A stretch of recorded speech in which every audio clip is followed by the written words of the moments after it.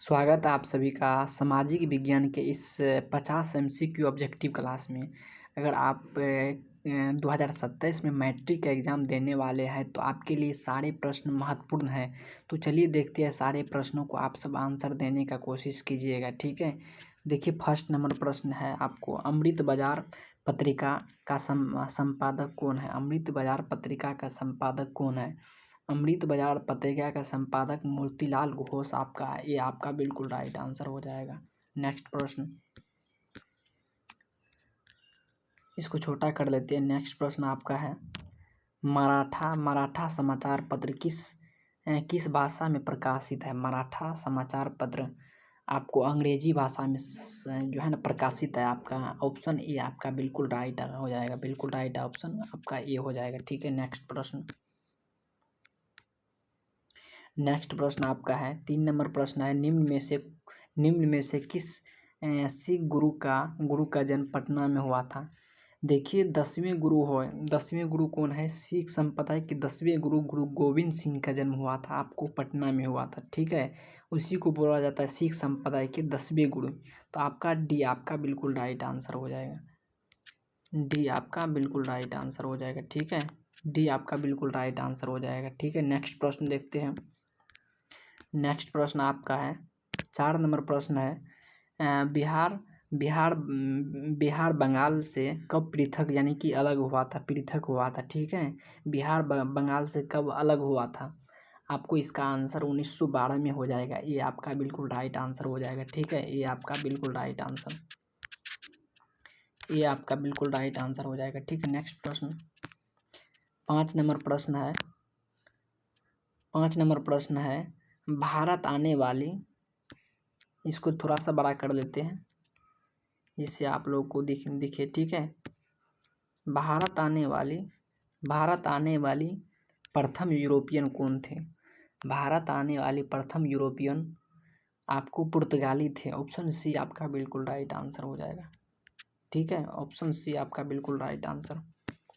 Next प्रश्न, इसको छोटा कर लेते हैं, ठीक है। देखिए, आपको 6 नंबर प्रश्न क्या है? 6 नंबर आपको प्रश्न है, उत्तरी एवं दक्षिणी वियतनाम का एकीकरण कब हुआ था? उत्तरी एवं दक्षिणी वियतनाम का एकीकरण कब हुआ था? आपको 1975 में हुआ था उत्तरी एवं दक्षिणी का एकीकरण। डी नंबर बिल्कुल राइट आंसर हो जाएगा, ठीक है। डी नंबर आपका बिल्कुल राइट आंसर हो जाएगा। डी आपका ऑप्शन बिल्कुल राइट हो जाएगा। नेक्स्ट प्रश्न इसको छोटा कर लेते हैं। नेक्स्ट प्रश्न है 7 नंबर आपको प्रश्न है, दिसंबर 1929 में किस नदी तट से नेहरू जी द्वारा तिरंगा फहराया गया? किस तट से नेहरू जी द्वारा तिरंगा फहराया गया? देखिए, इसका ऑप्शन देख लेते हैं। रावी जो है ना, रावी नदी हो जाएगा, ठीक है। इसका रावी नदी यानी कि सी आपका ऑप्शन बिल्कुल राइट आंसर हो जाएगा। सी आपका बिल्कुल राइट आंसर। नेक्स्ट प्रश्न, इसको बड़ा कर लेते हैं। देखिए क्या है 8 नंबर प्रश्न क्या है? 8 नंबर प्रश्न है, क्रांतिकारी नेता सूर्यसेन का उपनाम क्या था? क्रांतिकारी नेता सूर्यसेन का उपनाम क्या था?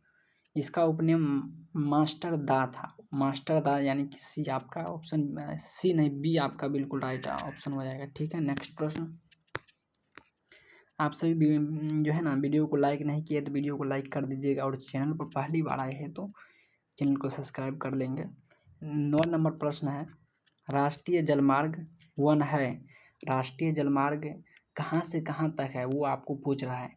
ऑप्शन आपका बी हो जाएगा, इलाहाबाद से हल्दिया तक हो जाएगा। इलाहाबाद से हल्दिया तक कई बार ये भी प्रश्न आपको पूछा गया है। बी आपका बिल्कुल राइट आंसर। 10 नंबर प्रश्न है, 10 नंबर प्रश्न आपको है, निम्न में से कौन उपभोक्ता उद्योग है? उपभोक्ता उद्योग इसमें से कौन सा हो जाएगा? उपभोक्ता उद्योग आपको चीनी उद्योग हो जाएगा, ठीक है। चीनी उद्योग यानी कि सी आपका ऑप्शन बिल्कुल राइट हो जाएगा। नेक्स्ट प्रश्न है, गिर राष्ट्रीय उद्यान कहाँ है? गिर राष्ट्रीय कहाँ पर है, किस राज्य में है? गिर राष्ट्रीय उद्यान आपको गुजरात में है। ऑप्शन डी भी आपका बिल्कुल राइट हो जाएगा। ठीक है, नेक्स्ट प्रश्न 12 नंबर प्रश्न है, प्रथम पृथ्वी सम्मेलन कहाँ आयोजित हुआ था? प्रथम पृथ्वी सम्मेलन, देखिए ये भी प्रश्न कई बार पूछा गया है एग्जाम में। ठीक है, ये भी प्रश्न आपका वीवीआई प्रश्न है। ठीक है, वीवीआई प्रश्न है, प्रथम पृथ्वी सम्मेलन। ठीक है, देखिए प्रथम पृथ्वी सम्मेलन आपको रियो डी जेनेवा में हुआ था। रियो डी जेनेवा, ये आपका बिल्कुल राइट आंसर हो जाएगा। नेक्स्ट प्रश्न 13 नंबर प्रश्न है। 13 नंबर प्रश्न क्या है, इसको बड़ा कर लेते हैं थोड़ा सा। ठीक है, जिससे आपको देखिए 13 नंबर प्रश्न है, निम्न में से कौन खड़ी फसल है? खड़ी फसल इसमें से कौन सा हो जाएगा? ठीक है, देखिए खड़ी फसल, देखिए आपको पूछ रहा है निम्न में से कौन सा खड़ी फसल है। ठीक है, ये भी प्रश्न कई बार पूछा गया है।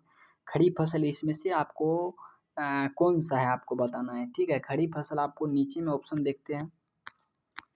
नीचे में देखिए क्या है, कपास। कपास आपका बिल्कुल राइट आंसर हो जाएगा। ठीक है, कपास आपका बिल्कुल राइट आंसर हो जाएगा। ठीक है ना, कपास बिल्कुल राइट आंसर हो जाएगा। ठीक है, नेक्स्ट प्रश्न देखिए 14 नंबर प्रश्न क्या है।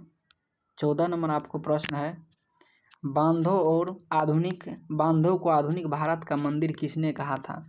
ये भी प्रश्न आपको कई बार पूछा गया है। ठीक है, ये भी इम्पोर्टेंट प्रश्न है। बांधों को किसने भारत का मंदिर कहा था? ये आपको पंडित नेहरू ने कहा था। ठीक है, पंडित नेहरू ने आपको बांधों का मंदिर कहा था। ठीक है, ऑप्शन आपका बी बिल्कुल राइट हो जाएगा। ठीक है, नेक्स्ट प्रश्न, मरुस्थलीय मृदा कहाँ मिलती है? मरुस्थलीय मृदा कहाँ पर मिलती है? देखिए मरुस्थलीय मृदा आपको राजस्थान में मिलती है। बी आपका बिल्कुल राइट आंसर। 16 नंबर प्रश्न है।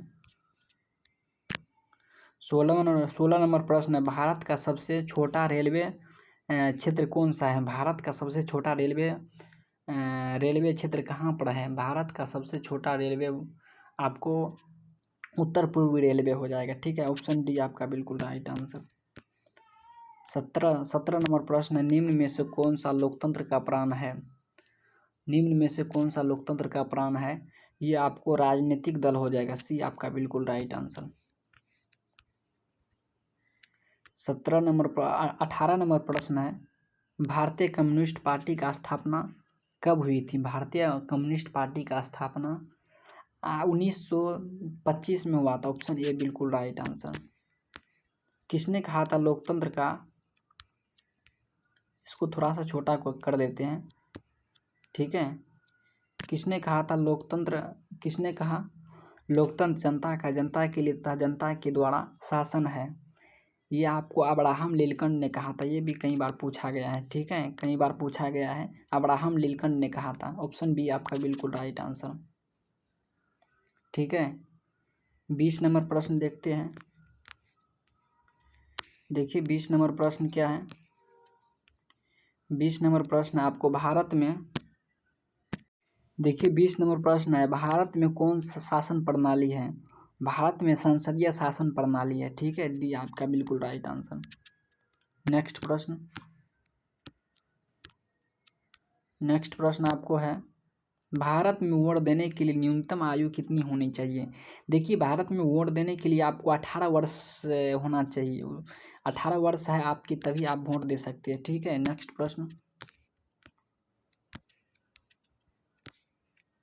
नेक्स्ट प्रश्न आपका है, लोकतंत्र की सफलता की चुनौती है। लोकतंत्र की सफलता की चुनौती क्या है? लोकतंत्र की सफलता की चुनौती इनमें से सभी है। अफसरशाही हो जाएगा, अशिक्षा, जातिवाद, इनमें से सभी है लोकतंत्र की चुनौती। ऑप्शन डी आपका बिल्कुल राइट आंसर। देखिए आपको 23 नंबर प्रश्न है। 23 नंबर प्रश्न क्या है। 23 नंबर प्रश्न है, भारत में राष्ट्रीय आपातकाल की घोषणा कब हुई थी? भारत में राष्ट्रीय आपातकाल की घोषणा कब हुई थी? यहाँ पे इसका आपको राइट आंसर 1975 हो जाएगा। ऑप्शन ए आपका बिल्कुल राइट आंसर।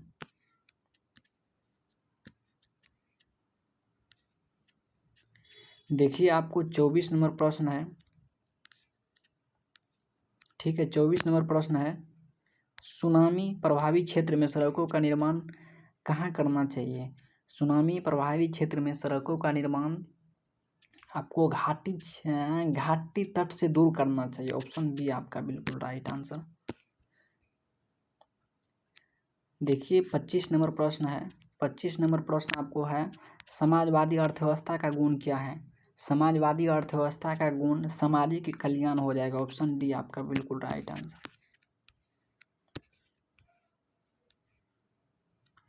देखिए 26 नंबर प्रश्न है। 26 नंबर प्रश्न है, विकासशील देशों में आय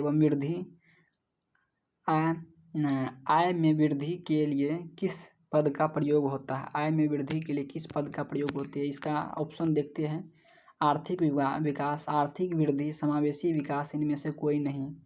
क्या हो जाएगा इसका आंसर?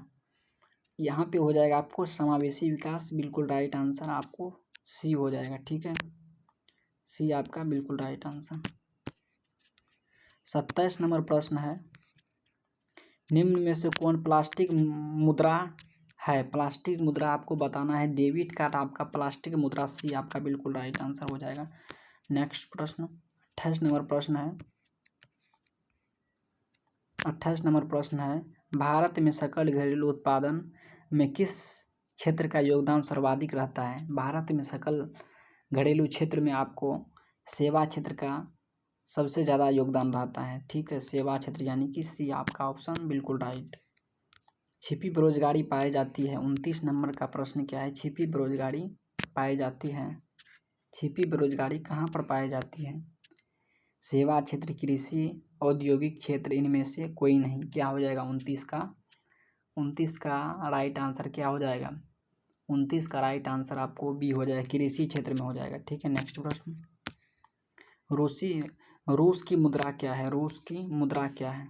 रूस की मुद्रा आपको बताना है। ठीक है, देखिए रूस की मुद्रा आपको हो जाएगा रूबल हो जाएगा। ठीक है, सी आपका बिल्कुल राइट आंसर। साख का आधार क्या होता है? साख का आधार विश्वास होता है। ठीक है, साख का आधार क्या होता है? साख का आधार विश्वास, यानी कि ऑप्शन ए बिल्कुल राइट। आपको 32 नंबर प्रश्न है, वस्तुओं और सेवाओं को अपने उपयोग के लिए कौन खरीदता है? वस्तुओं एवं सेवाओं के लिए अपने उपयोग के लिए कौन खरीदता है? नीचे में इसका ऑप्शन देखते हैं। इसमें उपभोक्ता आपको हो जाएगा। ठीक है, उपभोक्ता आपको राइट आंसर हो जाएगा।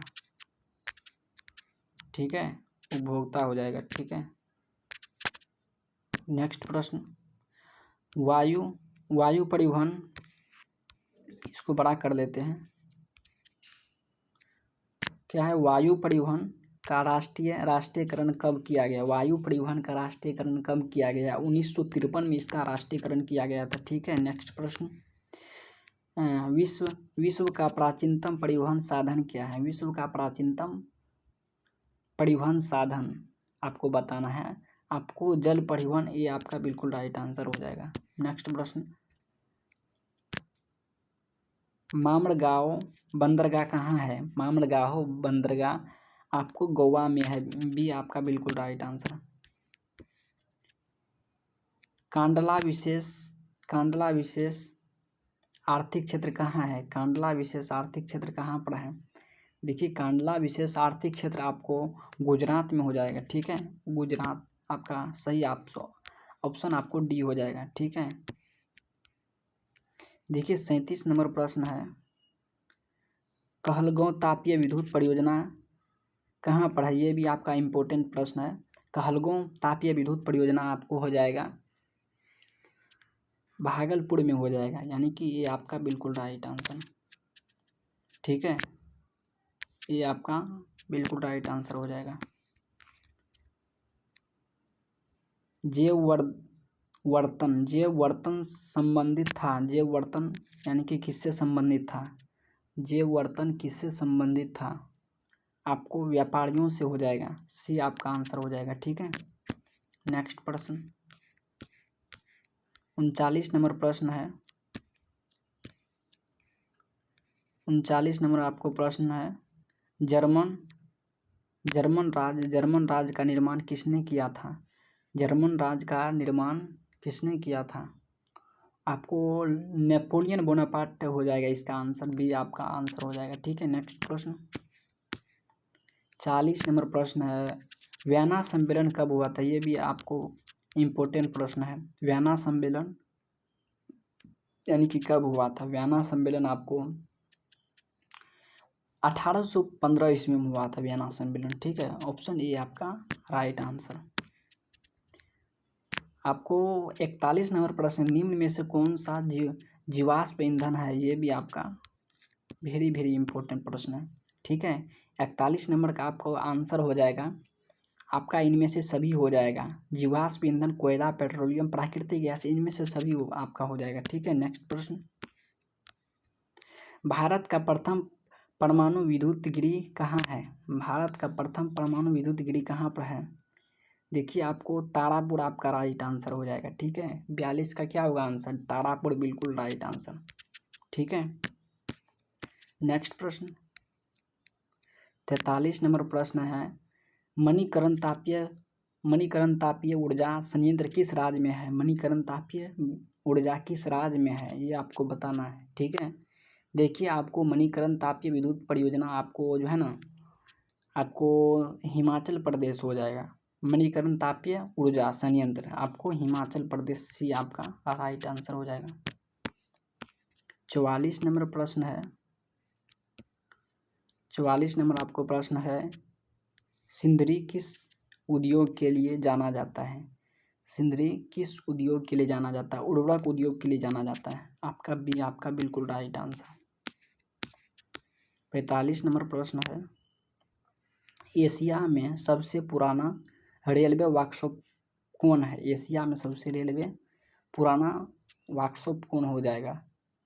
एशिया में सबसे आपको हो जाएगा जमालपुर रेलवे वर्कशॉप, सी आपका बिल्कुल राइट आंसर। 46 नंबर का प्रश्न है, सिलिकॉन शहर के नाम से कौन प्रसिद्ध है?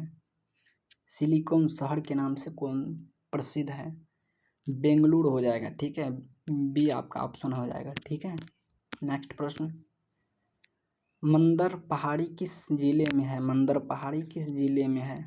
देखिए, मंदर पहाड़ी आपको हो जाएगा बांका में हो जाएगा। ठीक है, बांका यानी कि सी आपका राइट आंसर। सासाराम नगर का विकास हुआ था, सासाराम नगर का विकास हुआ था, सासाराम नगर का विकास मध्य युग में हुआ था। ठीक है, ऑप्शन आपका बी राइट आंसर। इटली के एकीकरण में किसका योगदान था? क्या है? इटली के एकीकरण में निम्न में से किसने योगदान किया था? देखिए, इटली के एकीकरण में योगदान इनमें से सभी का था। ठीक है, ऑप्शन में आपको डी हो जाएगा, मेजनी, गेरिबाल्डी, काउंट कबूर, इनमें से सभी हो जाएगा। ठीक है, ऑप्शन डी बिल्कुल राइट। 50 का लास्ट प्रश्न है, आपको पूछा गया, भारत में 1 रुपया का नोट कौन जारी करता है? भारत में 1 रुपया का नोट कौन जारी करता है? देखिए, भारत में 1 रुपया का नोट आपको वित्त विभाग जारी करता है। ठीक है, वित्त विभाग यानी कि सी आपका बिल्कुल राइट आंसर। तो ये रहा बच्चों आपको 50 MCQ ऑब्जेक्टिव की क्लास। तो आप लोग जो है ना, अच्छे तरीके से आप लोग देखे होंगे, तो आप लोग को अच्छा लगे है तो आप लोग वीडियो को लाइक कर देंगे और एक कमेंट जरूर से कीजिएगा कैसा क्लास आपको कैसा लगा, और चैनल पर पहली बार चैनल को सब्सक्राइब कर लीजिएगा। ठीक है, तो बच्चों मिलते हैं अगले क्लास में, तब तक अपना ख्याल रखिएगा। ठीक है।